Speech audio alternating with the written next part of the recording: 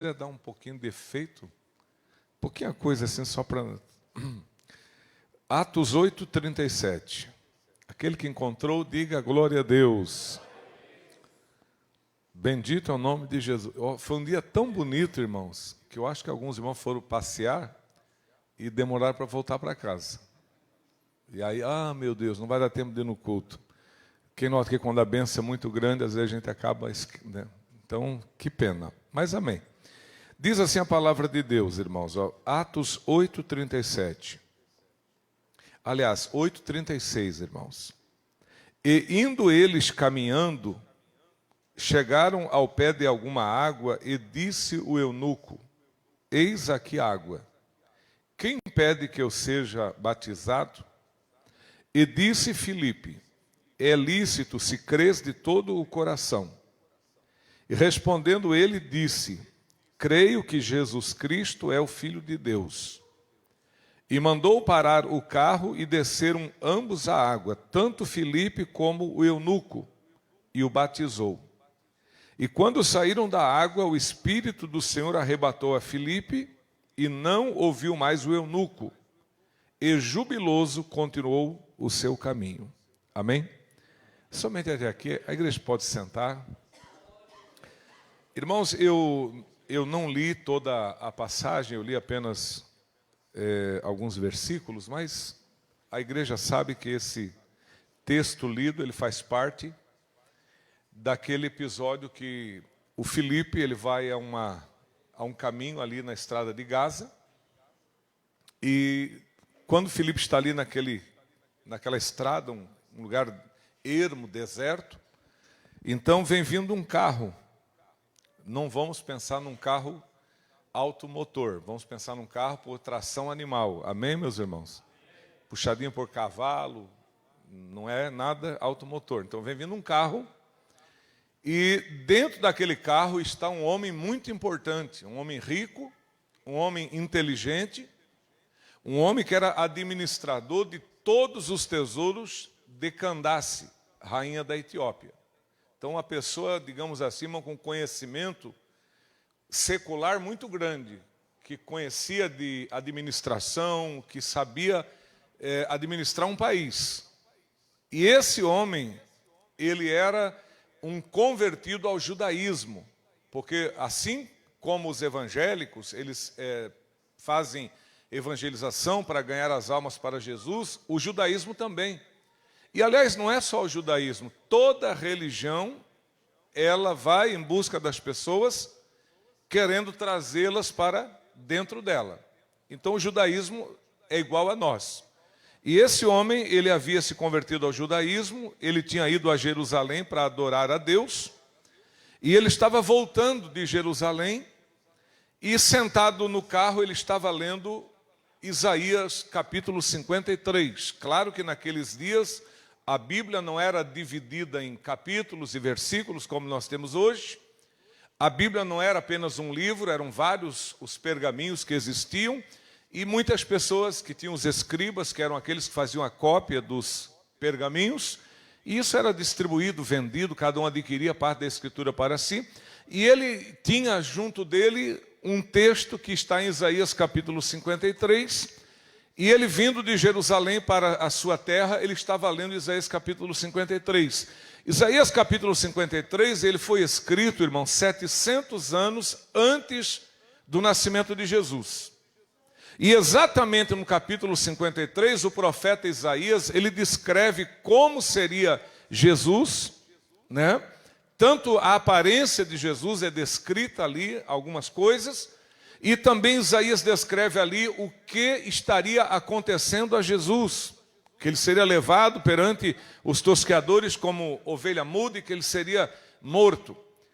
É claro que quando eu leio Isaías 53 hoje, eu não tenho dificuldade para entender que ali o texto é uma referência a Jesus.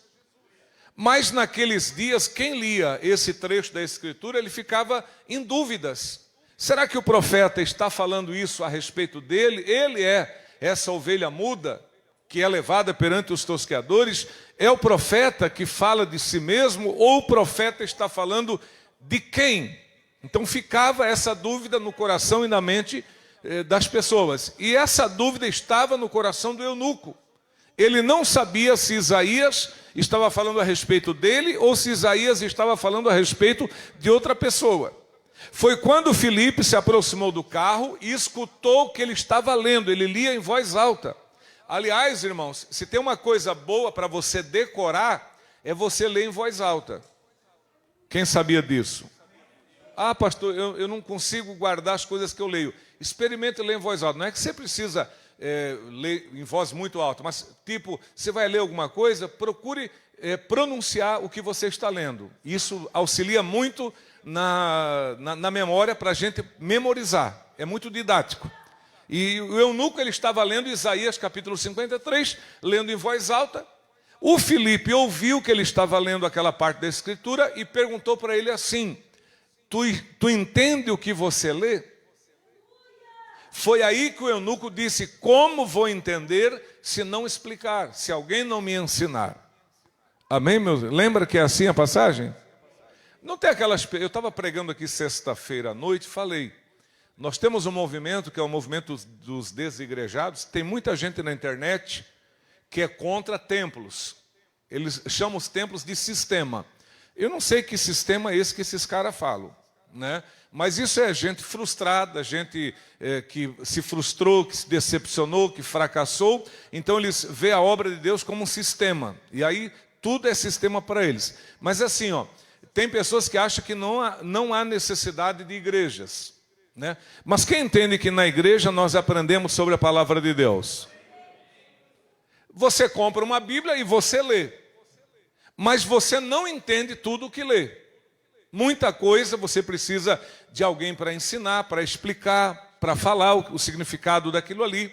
Então, é uma coisa, digamos assim, básica, ter alguém para ensinar. Então, essas pessoas que são contra a existência de templos, eles deveriam também ser contra a existência de escolas. Para que escola? Né? Vai lá na livraria, compra um livro e se alfabetiza sozinho. Compra lá um livro de matemática, de geografia, de ciências, de qualquer matéria que é dada nas escolas, estuda em casa. Faz a prova em casa sozinho, estuda em casa, né? Quem faz medicina, para que faculdade? O cara fica 5 anos lá estudando medicina para depois ir atender as pessoas. Por que não estuda medicina em casa? Quem é que teria coragem de dar o coração para operar a uma pessoa que não teve numa faculdade e que apenas leu livros em casa? Alguém teria coragem de dar o seu coração para abrir o peito para um cara desse operar? Lógico que não. Né? É difícil. Então o cara vai para a faculdade, estuda 5 anos, depois ele ainda tem que fazer uma residência, né, para poder se especializar e atender. Agora, as pessoas querem que os crentes sejam bem leigos. Não querem igrejas, né? Não precisa igreja, não precisa templo, não precisa pastor, né? Eu agora vi uma senhora de 70 e quase 80 anos, ela dizendo: eu não preciso de pastor nenhum porque eu sei ler a Bíblia. Eu tenho pena de pessoas que acham que já sabem tudo. Aquela pessoa que se acha autossuficiente, que acha que já sabe tudo, ela não tem mais espaço para ser ensinada. Eu sou pastor há muitos anos, mas eu não sei metade do que eu preciso saber, meus irmãos. Então eu tenho disposição para ouvir qualquer pessoa que tenha alguma coisa para falar. Nós nunca vamos conhecer tudo. Sempre haverá mistérios e coisas que a gente desconhece. Então as igrejas, os templos físicos, são muito necessários para ensino, para adoração. A igreja é um corpo formado de vários membros e aqui está o corpo de Cristo. Então, templos físicos é necessário. Amém, meus irmãos? Jesus não ia na sinagoga? Ia ou não ia? O que é a sinagoga? É um templo físico menor. Jesus não ia no templo em Jerusalém? Será que nos dias de Jesus, todas as pessoas da sinagoga eram pessoas boas ou tinha pessoas ruins? Tinha pessoas ruins também, igual aqui. Tu acha que todo mundo que está aqui é 10? Tem uns que está aqui é 5, 4, 3, 2, 1. E pode ter alguém aqui que ainda seja menos que 1. Mas Jesus nunca deixou de ir na sinagoga porque tinha pessoas lá que não eram boas, que eram hipócritas, que eram enganadoras. Jesus sempre esteve ali, mesmo sabendo que grande parte daquelas pessoas eram vazias de Deus. Jesus nunca deixou de frequentar o templo, mesmo sabendo que a maioria delas que frequentavam eram vazias de Deus, mesmo sabendo que o templo havia se tornado um covil de ladrões e salteadores. Jesus não deixou de frequentar a casa do seu pai. Então esse pretexto de que eu não vou mais porque lá tem gente assim, irmão, sempre haverá trigo e joio. Somente haverá separação do trigo e do joio no dia da vinda de Jesus. Então, se você sofreu decepção, frustração, foi ofendido, foi maltratado, você de repente sofreu um agravo, uma injustiça por alguém da igreja, sempre foi assim. E isso só vai terminar o dia que Jesus levar o trigo e deixar o joio, meus irmãos. Quem está se preparando, diga glória a Deus. Então é muito importante nós termos alguém para nos ensinar. E o eunuco, homem inteligente, administrador de tesouros, né? Se me der, acho que R$1 milhão, eu vou à falência. O cara administrava um reino, inteligentíssimo, bom em administração. Mas era bom em administração, mas não conhecia a Escritura. Você vê um médico, uma pessoa de faculdade, inteligente, culto, educadíssimo, com diploma bonito na parede, mas às vezes de Bíblia não entende nada. Quem sabe que é assim?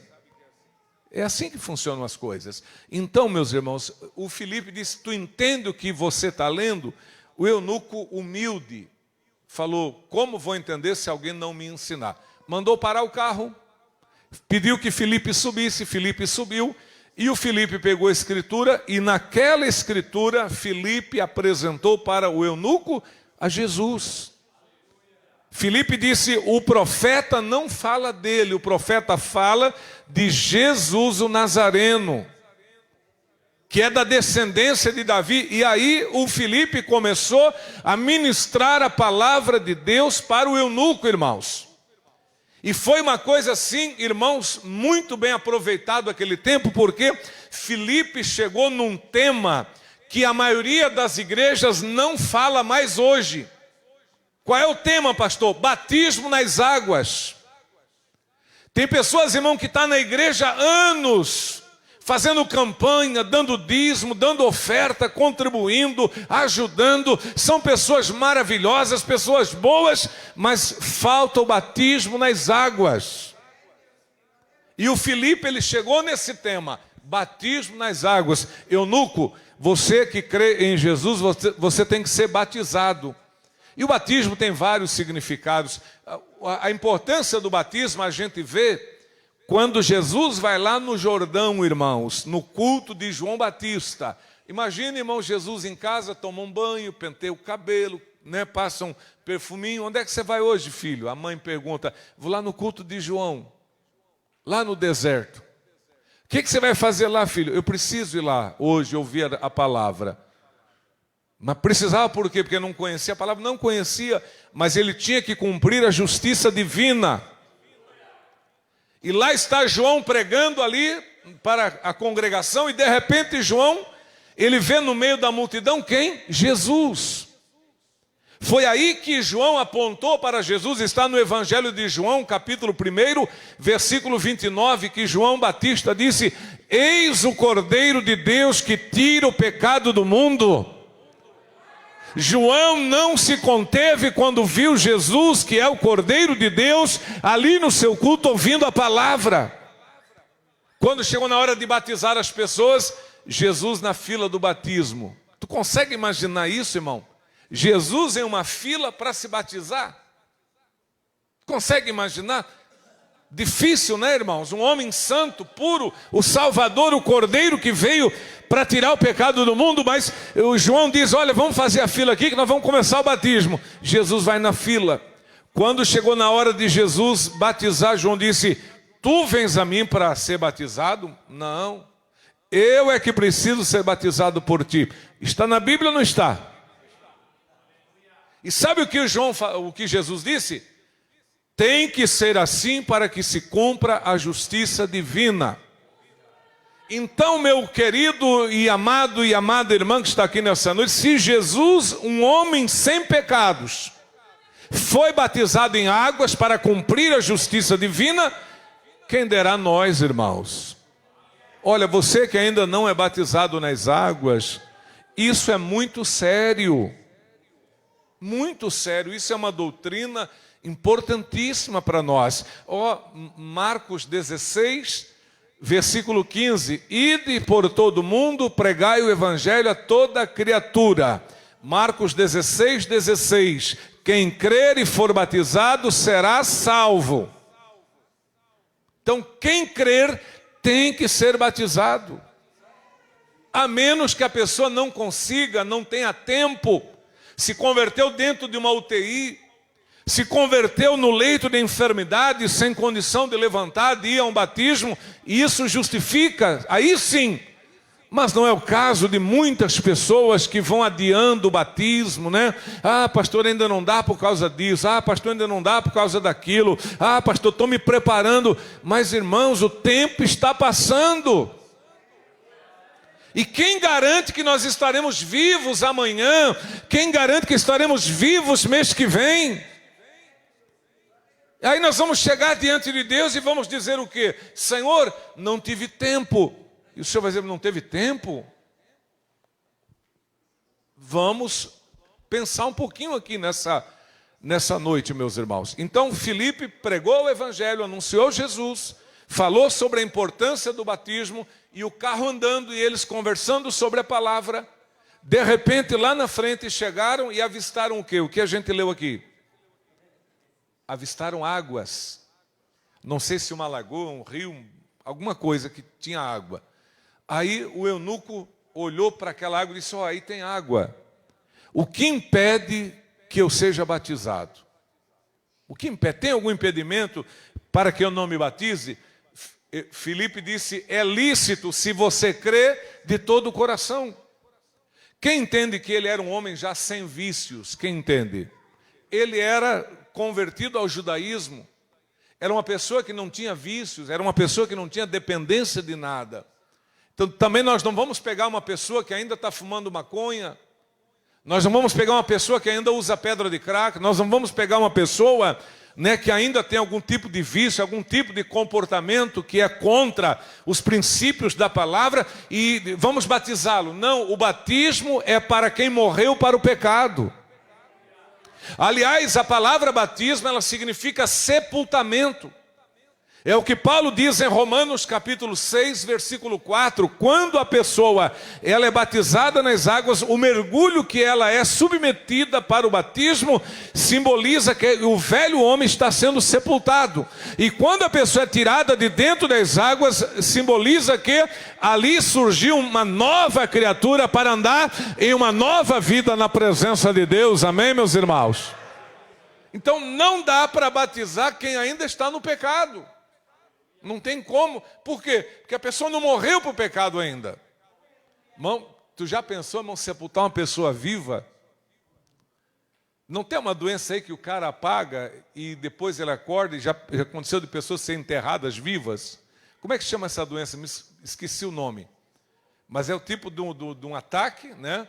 Tipo de uma epilepsia que dá e os sinais vitais praticamente desaparecem, a pessoa é dada como morto e é sepultado. Já houve casos de enterrar e a pessoa está virada no caixão. Já houve casos da pessoa ser desenterrada e o caixão está todo arranhado e a pessoa, né? Porque ela foi sepultada viva. Irmão, é horrível ser sepultado vivo.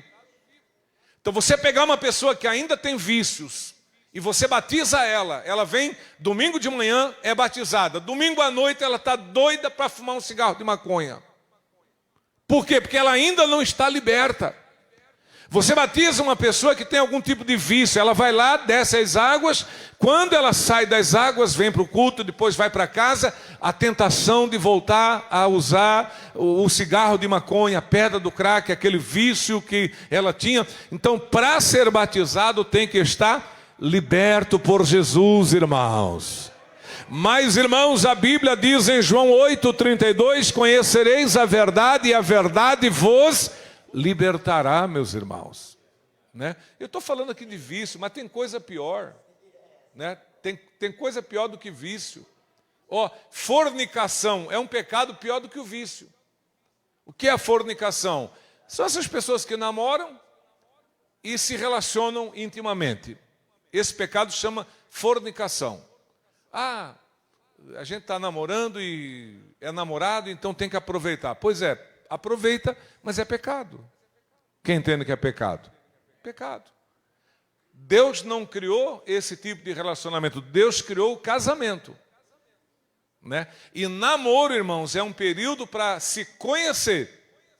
Não para trocar carícias e mais intimamente. Então o namoro é um período de reconhecimento, de conhecer quem está ali, com quem você vai casar, conhecer família, ver, né, ali as ideias se combinam para ver se tem compatibilidade de gênero, de gosto, essas coisas. Porque quando a pessoa começa um namoro, e ela começa um namoro com beijo, abraço e coisas mais, a pessoa fica cega. Né? Eu passei ontem aqui, eu estava indo no mercado, tinha um casalzinho namorando. O cara sentado na moto, a namoradinha encostada na perna, e o cara fumando. E a namoradinha, eu pensei, se essa menina não fuma, ela é maluca namorar com um cara desse. Quem compreende? Aí os dois novinhos, ele sentado na moto, novinho, ela novinha também, e eu passei e olhei. E o cara, né, estava com a namorada ali, e assim, aquela nuvem de fumaça, e a mocinha lá rindo, pensei, se essa menina não fuma, é maluca casar com fumante. Porque, irmão, hoje que a gente não fuma, a gente vê como o negócio é fedido. Né? Você que não fuma, quando você entra num quarto que alguém fumou, quem consegue sentir? Se você entra num carro de fumante, quem consegue sentir? Não é que a gente é enjoado, irmão.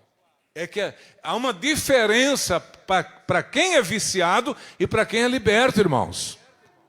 Então, pessoas que vão casar, se empolgam com o abraço, com o beijo e tal, não observa que o cara fuma, o cara bebe, o cara usa uma droga, o cara não, casa, depois que casa. Porque, irmão, o amor dura até um tempo. Escuta o conselho que eu dou. Irmão, não tem amor que suporte preguiça, o amor acaba. A mulher casa com um cara vadio. Aí, segunda-feira de manhã, não tem pão e o cara está dormindo. Chega meio-dia, não tem arroz, não tem carne, não tem feijão, não tem uma coca, vai tomar, não tem nada. E o cara levantou 11 horas e não sabe o que vai fazer. Irmão, eu pago para ver se essa mulher vai amar esse homem muito tempo. Não vai. O amor acaba quando acaba o dinheiro também, meus irmãos. Não é uma questão de um casal passar privações, estou falando de preguiça. Preguiça é pecado, irmãos. Mas é assim, às vezes a moça não quer um trabalhador, né? Porque às vezes o trabalhador está lá, não tem tempo para ir aqui, para ir lá. Às vezes prefere o preguiçosinho, que está disposto 24 horas. Com a coisinha liga. Já está na porta dela, vamos embora. Só que depois, minha filha, quando você casar, você vai ver que o bom mesmo era o cara que trabalhava. Porque ninguém vive de beijo e abraço. Então isso é um fato. Né? E tem outras coisas. Meu pai bebia, tadinho do meu pai. Irmão, a pessoa alcoólatra, o meu pai era alcoólatra. Ele era um cara limpo, tá? Tomava banho, fazia toda a higiene. Mas quando chegava, irmão, assim um dia de verão quente, o quarto do meu pai cheirava vinagre azedo. Por quê? Porque o pai suava e o cheiro do suor do pai era um vinagre azedo, por causa da pinga. Quem sabe que é assim? E coitado do meu pai. Um homem bom, irmãos. Dava o último dinheirinho para nós, mas alcoólatra. Nós chegava no quarto dele e já sentia aquele cheiro de vinagre azedo por causa do álcool. Agora pensa bem, irmão. A maconha, quem conhece o cheiro da maconha? Irmão, eu fumei maconha uma vez na vida. Uma vez. Eu devia ter 19 anos. Daí, nós tínhamos tomado algumas bebidas, já estava meio bêbado. O pessoal estava fumando maconha, eu falei, deixa eu fumar esse negócio aí.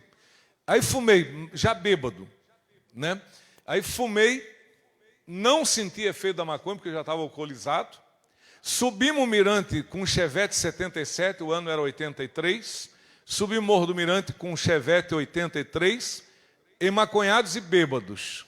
Na descida do Mirante, o Chevette, irmão, olha, deu uma rodopiada que nós paramos, acho que uns 30 centímetros do muro. Resolveram comer de graça aqui na Getúlio Vargas, naquela lanchonete, o Comilão que tinha na Getúlio Vargas. E eu, a essas alturas, irmão, já tinha bebido e fumado a maconha. Eu dormi. E eles foram comer de graça. E eu dormi. Estava atrás do carro, eu, o Gorges e mais um. Eu estava no meio. Eles chegaram no Comilão, pediram um lanche e tal. Sabe aquele negócio de bêbado, né? E drogado. Vamos sair sem pagar. Quando o Juliano acelerou o Chevette para sair, o garçom vinha vindo com a Coca-Cola que eles pediram a Coca para o cara ir buscar para eles fugir. Quando o cara viu que eles estavam fugindo sem pagar, o cara tirou aquela garrafa de Coca-Cola de vidro, pegou exatamente no meio aonde eu estava dormindo, chapado e bêbado. A minha sorte é que o Gorges estava com o braço em volta assim, pegou no braço do Gorges. Ficou, irmão, um pão de inchado o braço do Gorges, quebrou o para-brisa. Eu acordei no dia seguinte, irmão, com tanto vidro na boca, no nariz, no olho, no cabelo, e eu não sabia o que tinha acontecido. E aquele gosto amargo da maconha na boca no dia seguinte, eu disse, sabe uma coisa? Nunca mais coloque esse negócio na boca, isso não presta. Irmão, essas coisas só destroem a vida do homem, a vida da mulher, meus irmãos. O melhor caminho que nós temos a seguir é o caminho do Senhor, irmãos. Você que escolheu estar aqui nessa noite na igreja, em vez de estar em um baile, em vez de estar em um bar bebendo, jogando, você fez a melhor escolha para a tua vida e para a vida da tua família. Ou levante a mão e adore o nome do Senhor aqui nesta noite. Deus tem um propósito de salvação com cada um de nós aqui nesta noite. Jesus quer libertar as nossas vidas, irmãos, aqui nesta noite, pelo seu maravilhoso poder. Amém, meus irmãos? Então é complicado. Se você tem algum tipo de vício, se liberte. Busque em Jesus. Você que conhece a palavra e ainda não se batizou, se esforce. Rompa os obstáculos que o diabo coloca. Sempre tem aquela, né? Marca, chega no dia, não vai, não acontece. Irmão, Jesus te ama. Você é um homem de Deus, é uma mulher de Deus, tem que ser batizado, participar da ceia, descer as águas, irmãos. Glória. Quem lembra que quando Jesus foi batizado nas águas, o Espírito do Senhor desceu sobre Jesus? Está ali em Mateus capítulo 3, versículo 12 a seguir. Que coisa linda, meus irmãos. Aleluia, bendito é o nome de Jesus. Irmão, é o dia mais alegre da vida da gente, é o dia do nosso batismo, irmãos. É um dia inesquecível. Eu me batizei em 1987, no dia 24 de maio. Eu vejo que muitos irmãos não guardam a data do batismo. Eu não consigo esquecer esse dia. 24 de maio de 87, domingo, Biguaçu, Grande Florianópolis, manhã fria e chuvosa. Presbítero Eliseu pregando, 95 pessoas para serem batizadas. Eu era um dos 95, o irmão Zé era um dos 95, está ali também, irmão José. Não tem como esquecer esse dia, meus irmãos. É o dia que você nasce para a vida eterna. É o dia do teu encontro maravilhoso com o Senhor. Bendito é o nome do Senhor. Se você ainda não é batizado, toma uma atitude nessa noite. Vai arrumando a tua vida, colocando em ordem as coisas que estão desarrumadas e se batiza. Porque isso é muito importante para todos. Amém, meus irmãos? Que Deus abençoe a igreja. Bate as palmas para Jesus.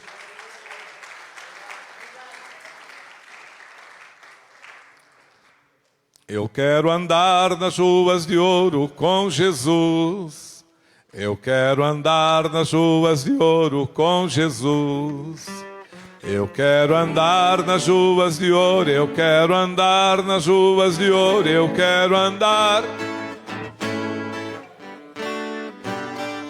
Mas para andar nas ruas de ouro com Jesus, é preciso viver em santa luz.